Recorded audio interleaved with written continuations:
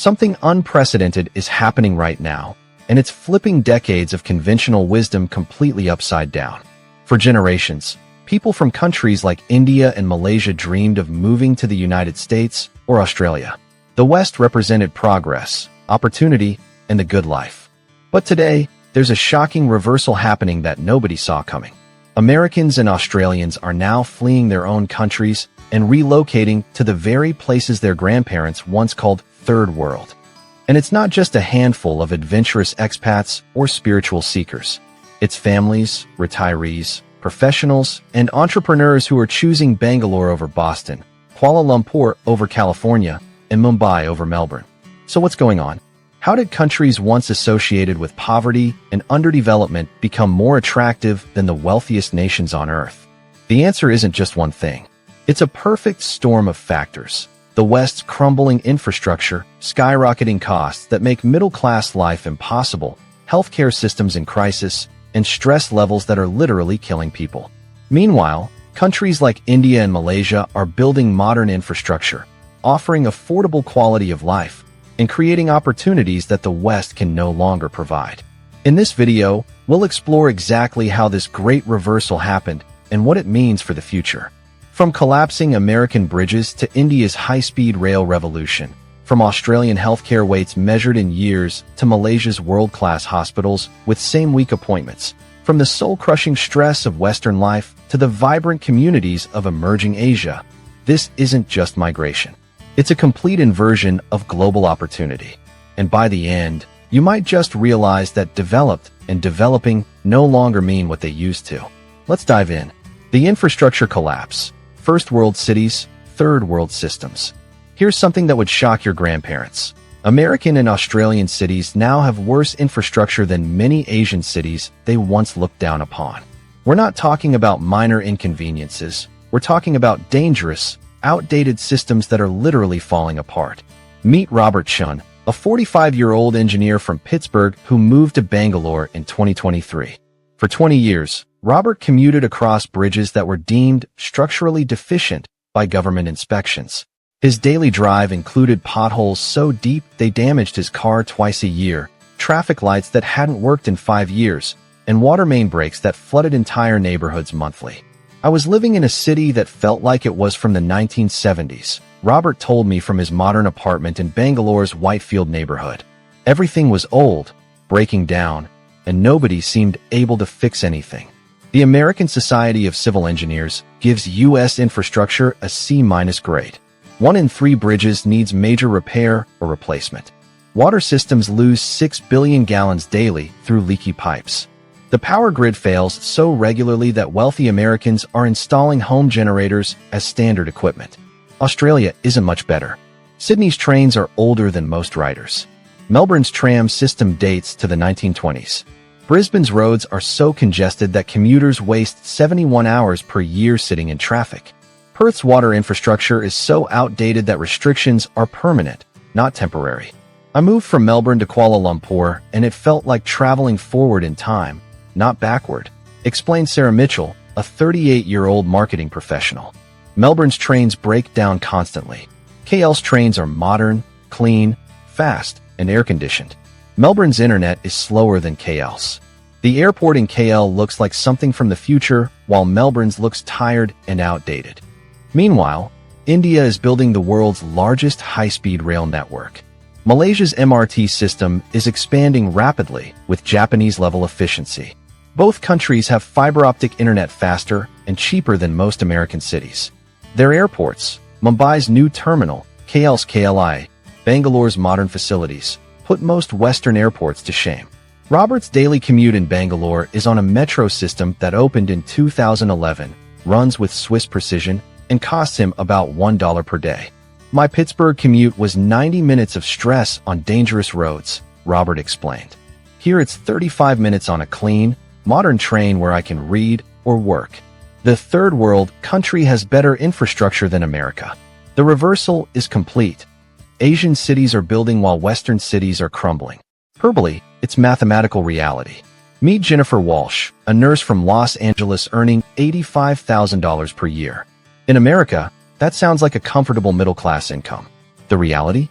After paying $2,800 for a studio apartment, for $100 for health insurance, $500 for her car payment, insurance, and gas, plus $600 for groceries, Jennifer had about $800 monthly for everything else: savings, entertainment, emergencies, future. I was a healthcare professional living paycheck to paycheck, Jennifer said from her apartment in Pune, India. One unexpected expense, and I'd be in debt. I couldn't save for retirement. I couldn't help my parents. I was just surviving, not living. Jennifer now works as a medical consultant for international health organizations, earning $65,000 annually, less than her U.S. salary. But her monthly expenses total about $1,500. She lives in a modern 3-bedroom apartment with a full-time housekeeper, eats out regularly, travels throughout Asia, and saves $3,000 monthly. I have a better quality of life earning less money, Jennifer explained. In America, my salary sounded good but kept me poor. In India, my lower salary makes me wealthy. That's the reversal. The numbers tell the story across every category. Housing. A $3,000 monthly apartment in San Francisco or Sydney gets you 500 square feet with no amenities. The same $3,000 in Bangalore or KL gets you a 2,000 square foot luxury condo with pool, gym, security, and cleaning service. Healthcare. A routine surgery in America costs $15,000 even with insurance. In Malaysia, the same surgery costs $2,500 with better outcomes and no wait time. Food. Americans spend $400 to $600 monthly on groceries and eat poorly. In India, $200 gets you fresh, organic, diverse food with money left for daily restaurant meals. Transportation. A car in America costs $800 monthly, payment, insurance, gas, maintenance. In Asian cities, modern public transit plus occasional taxis costs $100 monthly. Meet the Davidson family, Tom, Rebecca, and their 2 children from Melbourne. Tom's engineering salary of $120,000 seemed substantial until they calculated that $4,500 went to housing, $800 to childcare, $600 to transportation, and $800 to groceries. They were saving almost nothing despite being high earners. We moved to Kuala Lumpur and Tom's salary dropped to $90,000, Rebecca explained. But our monthly expenses fell to $3,500 total. We're saving $4,000 monthly now versus $500 in Melbourne. We went from stressed and broke to comfortable and building wealth. The first world label used to mean prosperity. Now it increasingly means expensive poverty. Meanwhile, the third world offers the middle-class lifestyle the West can no longer provide. The healthcare nightmare. First world prices, third world access. Nothing exposes the great reversal more brutally than healthcare. Americans and Australians are literally fleeing to developing countries to receive better medical care than they can access at home. Meet Patricia Anderson, 68, from Orlando, Florida. Patricia needed a hip replacement. In America, her options were wait 8 months and pay $7,000 out of pocket with insurance, or pay $55,000 for immediate private surgery. On her fixed retirement income, neither was possible. I was in constant pain, couldn't walk properly, and had no affordable options, Patricia said from her recovery room at a luxury hospital in Chennai, India. My children suggested I look into medical tourism, and I thought they were crazy. India for surgery? It sounded dangerous. Patricia's hip replacement at Apollo Hospital in Chennai cost $7,500 total, including the surgery, 5 days in a private room that looked like a hotel suite, all medications, physical therapy, and even airport pickup. The surgeon was U.S. trained with 20 years of experience. The facility exceeded U.S. standards for cleanliness and technology. The care was better than any American hospital I've experienced, Patricia explained. The nurses checked on me every hour. The doctor spent 30 minutes explaining everything, not 5 minutes rushing out. I had a private room with a view, gourmet meals, and they treated me like family. The quality shocked her, but the access shocked her more. From her first inquiry to surgery completion, 12 days. In America, she was looking at 8+ months. Australia's healthcare story is similar. David Park, a 58-year-old from Sydney, waited 18 months for non-urgent cardiac testing. The chest pain he was experiencing was deemed not immediately life-threatening, so he joined the wait list. I was having chest pains, and they told me to wait over a year, David said from Kuala Lumpur's Prince Court Medical Center. I could have died waiting. So I flew to Malaysia, had a complete cardiac workup including angiogram within 3 days, and they found 2 blocked arteries requiring immediate stents. If I'd waited in Australia, I might not have survived. The entire procedure in Malaysia, including flights and hotel stay, cost less than his Australian private hospital out-of-pocket would have been, and it happened 15 months faster. This is the great reversal. Third world countries now offer better healthcare access, quality, and affordability than the world's richest nations. The data supports these personal stories. Malaysia's private hospitals rank among the world's best. India performs more successful cardiac surgeries than most European countries. Both countries have internationally accredited facilities, English-speaking doctors, often trained in the West, and costs 60 to 80% lower than Western countries. But it's not just major procedures. Routine healthcare reveals the same pattern. Jennifer Walsh, the nurse from LA, needed dental work. In America, $8,000 for crowns and deep cleaning with her insurance covering only $1,500. In Pune, $1,200 for the same work with equal or better quality. I'm a nurse, Jennifer said. I know healthcare. The care I receive in India is not inferior. It's often superior to what I experienced in American hospitals. More time with doctors, better bedside manner, newer equipment, and it costs a fraction of the price. For Americans and Australians with chronic conditions, regular medication needs, or aging-related health issues, relocating to Asia isn't just about cost savings. It's about accessing care that's no longer available at home. The stress epidemic. First world wealth, third world health. Here's a truth that shocks many Westerners. Despite having less money, people in India and Malaysia report higher life satisfaction and lower stress than Americans and Australians. The wealthy West is literally dying from stress, while the poor East is thriving. Meet James Cooper, a 42-year-old software engineer who earned $180,000 in San Francisco. By any measure, James was successful. But success felt like slow death. I worked 60 to 70 hours weekly, commuted 3 hours daily, ate lunch at my desk, and hadn't taken a real vacation in 4 years, James recalled. My blood pressure was dangerously high. I was on anxiety medication. My doctor warned I was heading for a heart attack. I was 42 and felt 65. James's story is America's story. The CDC reports that 55% of Americans experience significant stress daily, the highest rate in the world. Australian stress levels aren't much better. The developed world is having a mental health crisis, while the developing world maintains community, connection, and life balance. James moved to Bangalore in 2023, working remotely for his San Francisco company. His salary dropped to $140,000, but his hours dropped to 40 per week because the time zone difference meant fewer meetings and more focused work time. Within 3 months, my blood pressure normalized and I stopped needing medication, James said. I work 8 hours, walk to local markets, eat fresh food, and have actual friendships with neighbors. In San Francisco, I didn't even know my neighbors' names after 8 years. The difference isn't just individual, it's cultural. Western society has optimized for economic productivity at the cost of human well-being. Asian societies, even as they modernize, maintain stronger family connections, community bonds, and work-life boundaries.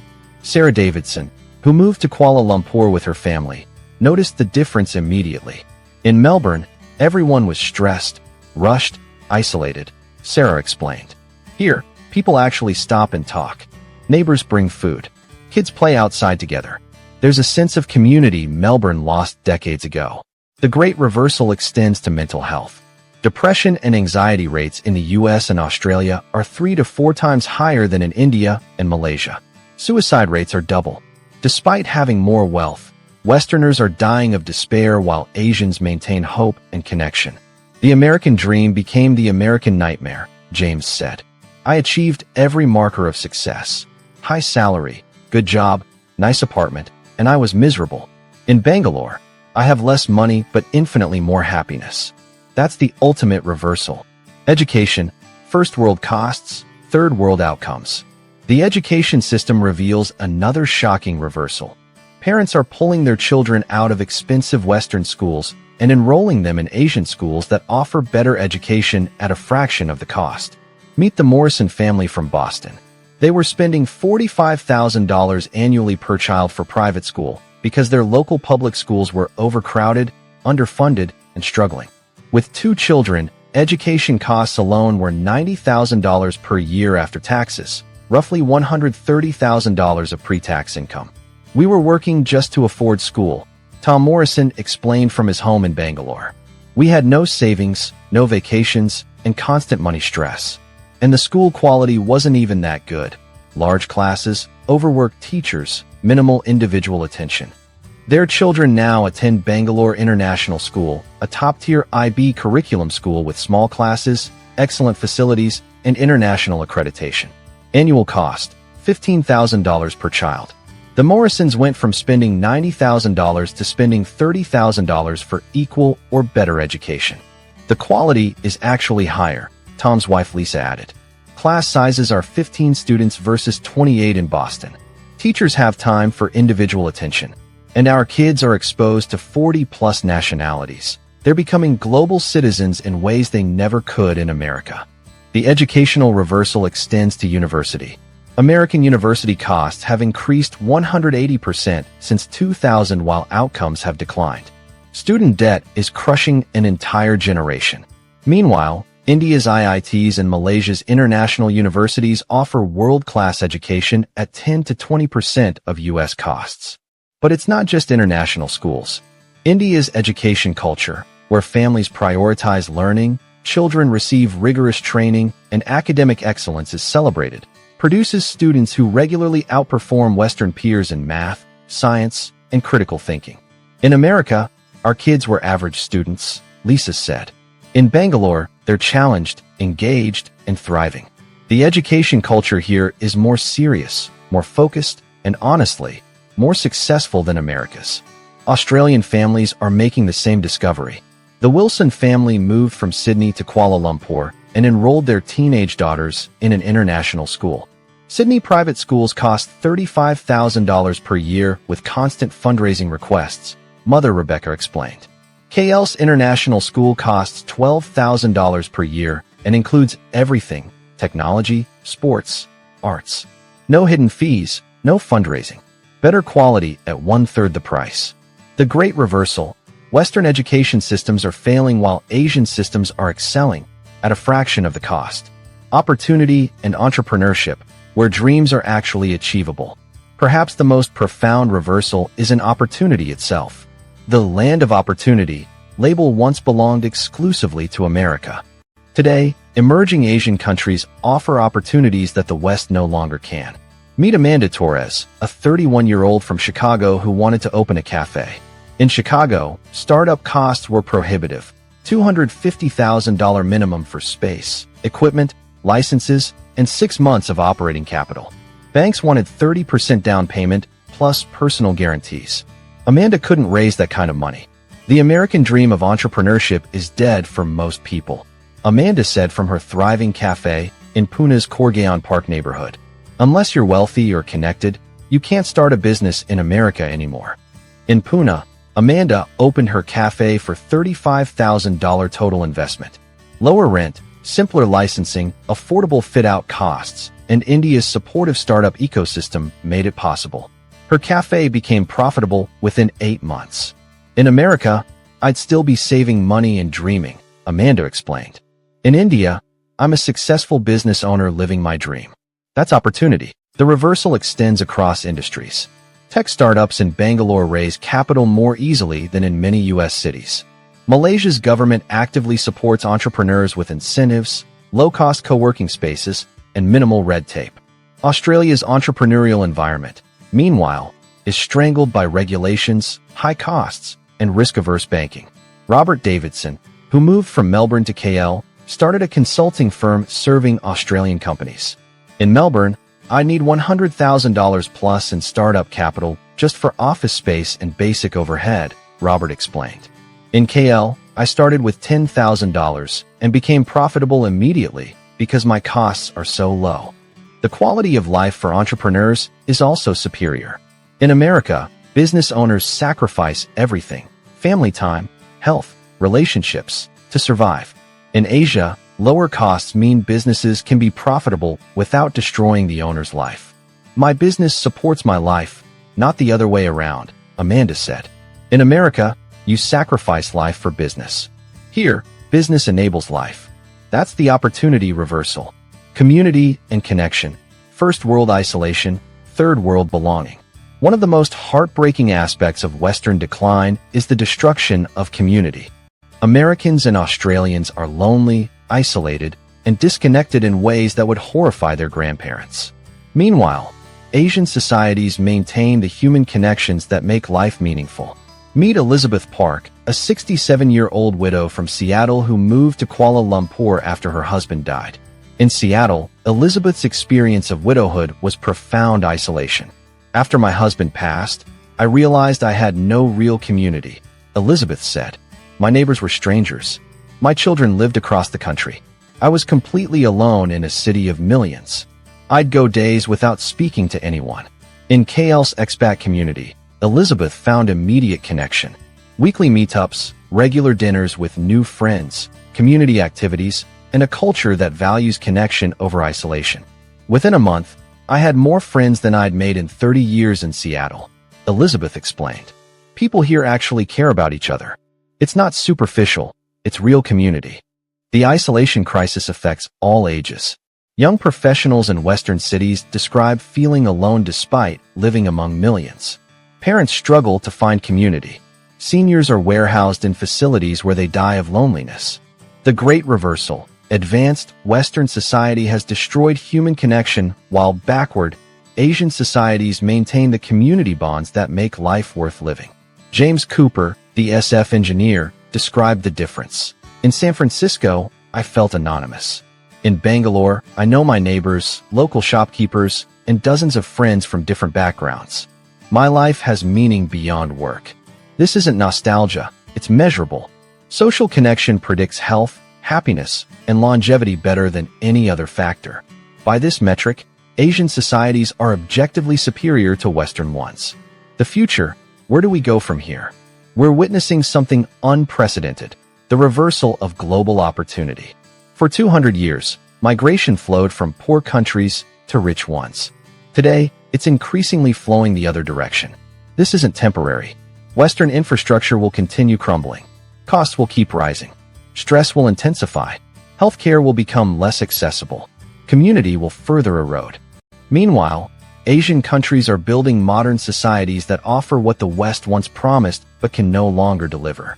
The people in this video, Robert, Jennifer, Patricia, James, Amanda, Elizabeth, and thousands of others, aren't abandoning the West because they hate their home countries. They're leaving because the West abandoned them first. Because developed no longer means better. Because third world countries now offer the quality of life, opportunity, and community that first world countries have lost. The Great Reversal is complete. The question now is, how many more will follow before the West acknowledges what it's become? We want to hear from you. Have you experienced this reversal yourself? Are you considering leaving the US or Australia for India, Malaysia, or other emerging countries?